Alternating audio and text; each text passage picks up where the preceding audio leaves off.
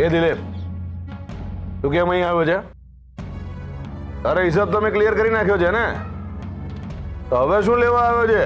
હજી એક હિસાબ બાકી છે ભાઈ, એ પછી કરીશું. પણ અત્યારે તને એક મેસેજ આપવા આવ્યો છું. મેસેજ? કોનો મેસેજ? રાજભા શેઠનો.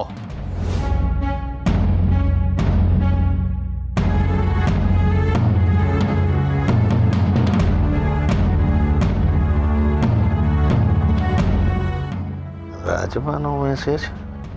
રાજભાઈ આને મેસેજ આપવા મોકલ્યો? પેટમાં થોડી તકલીફ છે. હા પણ દિલીપ, તું છે ને સારા માણસોની સંગત મારે છે. આ રાજભાની સંગત માં રહીશ ને તો ક્યારેક ફસાઈ જઈશ. મને એમ કે તું રાજભાને કેમ ન ઓળખે? વિક્રમસિંહ, બે મોટા માણસો વેપાર ધંધા અર્થે મળતા હોય છે. તે ક્યાં, ક્યારે અને કેવી રીતે મળતા હોય છે એનો નકામો વિચાર કરીને તમારા જેવા ખાનદાની માણસે મૂર્ખ સ્થાપિત ના થવું જોઈએ. સમજાયું? તું સાકરનો દાણો, તું ક્યારથી મોટો માણસ થઈ ગયો? ખબર પડશે, પણ એક વાત કાન ખોલીને સાંભળી લો. સુખ લગડી માણસ ગમે તેટલું જોર મારે તો એ પહેલવાન ના બની શકે. પહેલવાન બનવા માટે મહેનત કરવી પડે છે. રાજભા શેઠ ગઈકાલથી તને ફોન કરે છે, પણ તારો ફોન નથી લાગતો. ફરી નંબર બદલ્યો?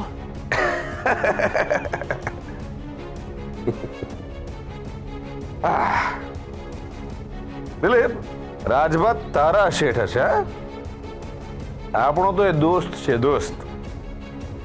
અને નંબર એ જ છે, પણ શું છે, મોબાઈલમાં નેટવર્ક નથી એટલે નથી લાગતો. જો એટલે તારા રાજભા શેઠને જઈને કહે છે કે નેટવર્ક નથી ને એટલે ફોન નથી લાગતો. એ વિક્રમ, તારું નેટવર્ક નહીં હોય પણ મારું નેટવર્ક સોલિડ છે.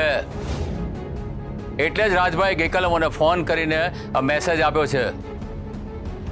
અત્યારે ને અત્યારે રાજભા શેઠને ઘેર જા અને એમને મળ. એ દિલપા, તારા બાપાએ ક્યારે ખાનદાની માણસ સાથે આ રીતે વાત કરી હતી? હું વિક્રમસિંહ છું. વિક્રમસિંહ. હું તને સારી રીતે ઓળખું છું એટલે તને કહું છું, ચૂપચાપ રાજભાને જઈને મળી આવો. અને વધી ઘટી તારી જેટલી પણ ઇજ્જત છે ને એ સાચવી લે દોસ્ત.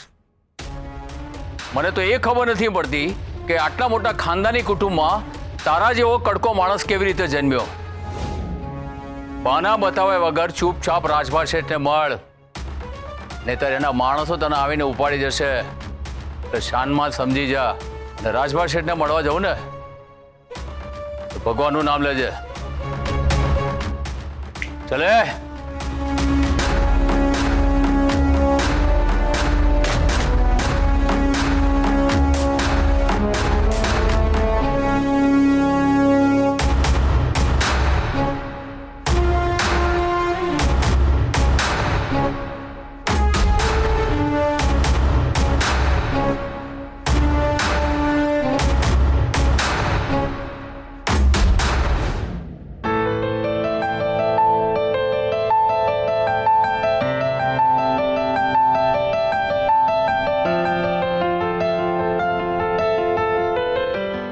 લે આઈસ્ક્રીમ. અરે એ આ શું કરે છે? વાગી જશે કોઈને. આઈસ્ક્રીમ લો. પહેલા મને આઈસ્ક્રીમ ખાવાનું મન હતું, પણ હવે આંબાનું ઝાડ જોઈને મને કેરી ખાવાનું મન છે. એમ ખાટું ખાવાનું મન થઈ ગયું છે અત્યારથી? હા, ઓ એમ નહીં, આ તો આંબાનું ઝાડ જોઈને મને સ્કૂલના દિવસો યાદ આવી ગયા. સારું તો તું કેરી ખા, હું બંને આઈસ્ક્રીમ ખાઈ જઈશ.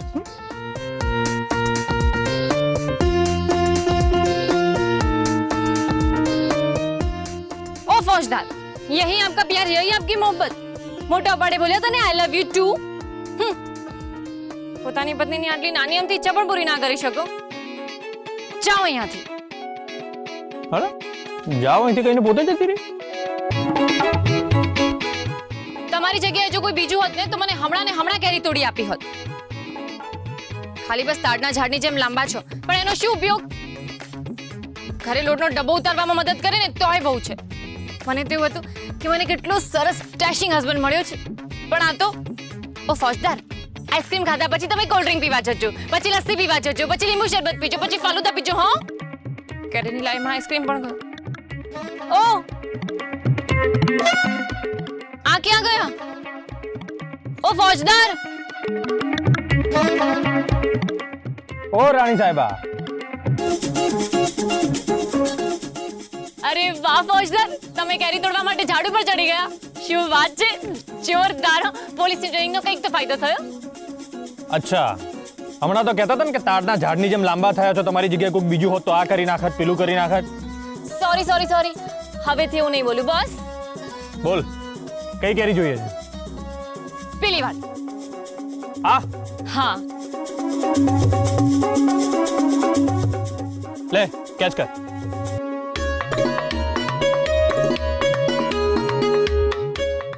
હજી જોઈએ છે? ના બસ. ઉતરું? અરે એક મિનિટ, હું ફોટો પાડી લઉં.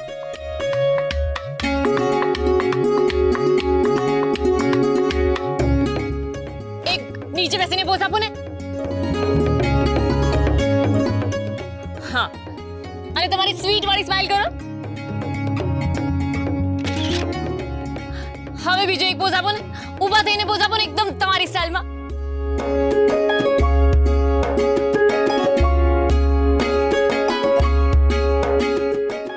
ઓકે. એકદમ તબલાદોડ ફોજદાર, એકદમ અજય દેવગન લાગો છો. મુઆ! અરે તમે ક્યાં વાગ્યું? ઊભા થાઓ, ઊભા થાઓ. ક્યાં વાગ્યું છે બતાવો મને. બહુ વાગ્યું છે, બહુ બળે છે અહીંયા. હું પણ એકદમ ગાંડા જેવી છું. ખાલી મેં કેરી ખાવાની જીદ કરી. મારે આઈસ્ક્રીમ જ ખાઈ લેવા જેવું હતું. એકદમ ઇડિયટ છું. સોરી હા, ચલો આપણે ડોક્ટરને બતાવીએ. આપણે જલ્દી ચલો. કે સર રિલેક્સ, હું પોલીસ વાળો છું અને પોલીસની ટ્રેનિંગમાં તો આવું બહુ વાગતું હતું. સો ડોન્ટ વરી. બતાવો. અરે કઈ નહીં, ખાલી ઘસરકો થયો છે. તો પોલીસની ટ્રેનિંગમાં બંદૂકથી નિશાન તાકવાનું પણ શીખવાડ્યું હશે ને? તો નીચેથી જ કેરી તોડી દેવી જોઈતી હતી ને. શું લેવા ઉપર ચડ્યા? તો પછી અમારા રાણી સાહેબાને આ ફોજદાર એકદમ ડેશિંગ કેવી રીતે લાગે? ને તો હું તારા માટે ઉપર ચડી અને આટલી મહેનત કરીને કેરી તોડીને લાવ્યો અને તું આવું બોલે ને? ચાલ બોલી જા બધું. કેરી ખા.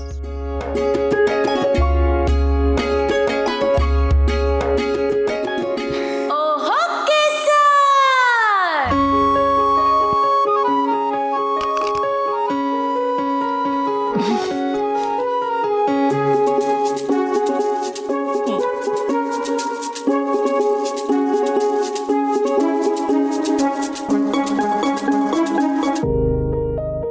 સંભાળીને ચાલો હો. હોટેલ પર ગયા પછી હું તમને ગરમ પાણીનો શેક કરી આપીશ અને હળદર પણ લગાવી આપીશ. અરે તું નકામું ટેન્શન લઈ રહી છે. તું વિચારે છે એટલું બધું કંઈ નથી થયું. ખાલી ઘસરકો પડ્યો છે ને ખભા પર એક બેઠો માર વાગ્યો છે. that's it. જો આ તો તમે કહ્યું પણ નહીં મને. મને પણ હમણાં જ ખબર પડી ને. તો ગાડી કેવી રીતે ચલાવીશ? એટલું બધું દુખે છે? એટલે જરાક. હા, તને ગાડી ચલાવતા આવડે છે? હા. પરફેક્ટ. લે તું ગાડી ચલાવ. હું? સાચે? હા, કારણ કે હું ગાડી ચલાવીશ ને તો સ્ટીરિંગ ફેરવતી વખતે ખભા પર દુખશે એટલે. મને ગાડી ચલાવવું બહુ ગમે છે. મારો અને ગોપીનો ઓલો ફ્રેન્ડ છે ને પિન્ટુ, એને અમને ગાડી ચલાવતા શીખવાડ્યું હતું. પણ ડેડીને નહોતું ગમતું ને, તો અમે લોકો છુપાઈને ગાડી શીખતા હતા. પણ હવે તારે કોઈનાથી ડરવાની જરૂર નથી. આ ફોજદાર તારી સાથે છે. બિંદાસ ગાડી ચલાવ. ચાલ. એક મિનિટ.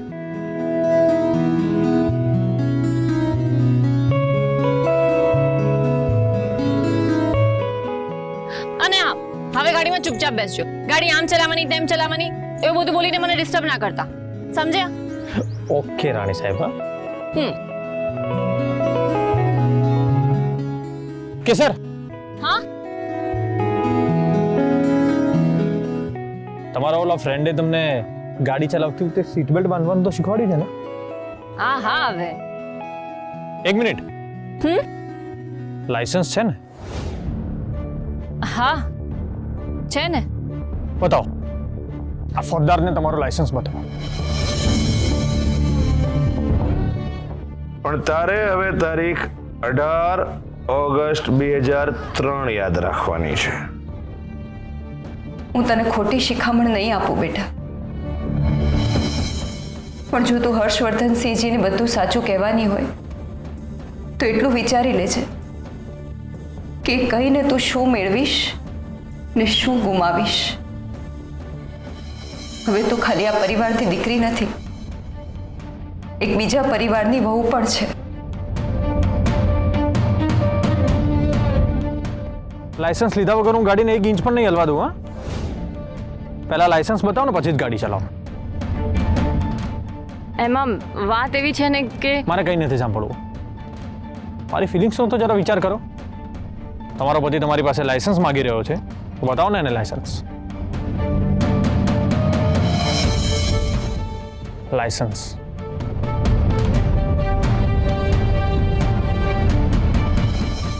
જાઓ ને અહીંયાથી. સોરી જો હું લાયસન્સ લીધા વગર ક્યાંય નહીં જવા દઉં. હવે ચૂપચાપ મને લાયસન્સ બતાવો, નહીં તો તાબડતોબ તમારી ઉપર મોટી કાર્યવાહી કરવામાં આવશે. હું એક ઓનેસ્ટ પોલીસ ઓફિસર છું અને હું જે કહું છું ને કરું જ છું. કરું તો આપો લાયસન્સ.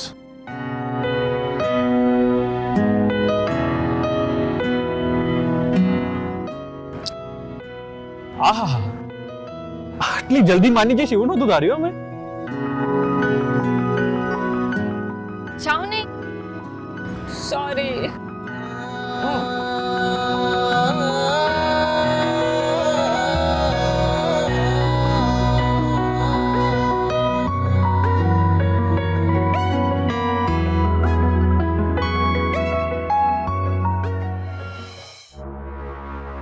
હેલો, શું અર્જન્ટ છે? અરે ભાઈ, હું મારા એક દોસ્તને ત્યાં આવ્યો છું. હમણાં મારાથી નહીં આવી શકાય. શું જીવન મરણનો સવાલ છે? શું થયું છે શું તમારા ભાઈને? હા, ઓ નેગેટિવ બ્લડની જરૂર છે. ચિંતા ના કરો, આપણું ખાનદાની ઓ નેગેટિવ બ્લડ ગ્રુપ છે. કોઈ ચિંતા ના કરો, હું તાબડતોબ દવાખાને પહોંચી જઈશ. તમારા ભાઈને કંઈ નહીં થાય, જરાય ચિંતા ના કરો. હા, હું મારા એક દોસ્તને ત્યાં આવ્યો છું. અહીંયા ફટાફટ કામ પતાવીને ત્યાં પહોંચું છું. હા, ઓકે, ચાલો મૂકું. સુરોનીભાઈ, કેમ છો? આજે કોઈ કામકાજ નથી, ગેમ રમી રહ્યા છો? રાજબા, જય માતાજી. ઓ ભાઈ, ચા મંગાવો. ઓ નેગેટિવ બ્લડ આપવા જવાનું છે. સાંભળ્યું મેં. સાંભળ્યું ને? તમારે અર્જન્ટ છે. એક જણો બિચારો મરવા પડ્યો છે. ભાઈ વિક્રમ, તે તારો નંબર કેમ બદલી નાખ્યો છે? આખા ગામવાળાઓ પાસે તારો નંબર છે અને મારી જ પાસે નહીં. આમ કેમ?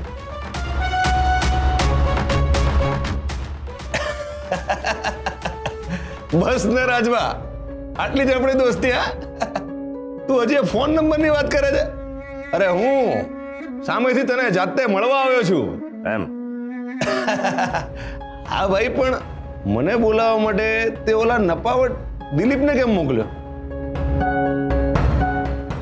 રાજબા, આ દિલીપસિંહ 1 નંબરનો ડામીશ, લંપટ અને મતલબી માણસ છે.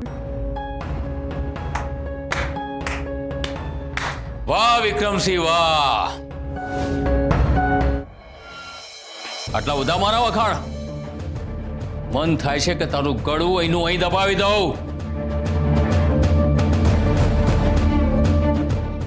પણ મારા તારી પાસે પૈસા લેવાના છે ને, એટલે તને છોડી દઉં છું. शैतान का नाम लिया और दिलीप सिंह हाजिर. તો અહીંયા કેમ આવ્યો? કે અમે અહીંયા ના આવી શકે? એ મારો માણસ છે. તારા કહેવા પ્રમાણે એ ડામીસ, લંપટ કે મતલબી હોઈ શકે, પણ છતાંય એ મારો માણસ છે.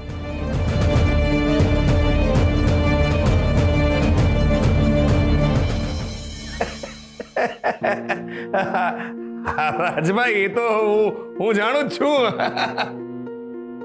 આ તો અમે બંને દોસ્તાર એકબીજા જોડે મજાક મસ્તી કરતા હતા. હે ને દિલીપ? કે રાજભાઈ મજાક મસ્તી કરતા હતા? વિક્રમ, લગ્નનું કામકાજ કરીને તું ખૂબ થાકી ગયો હોઈશ.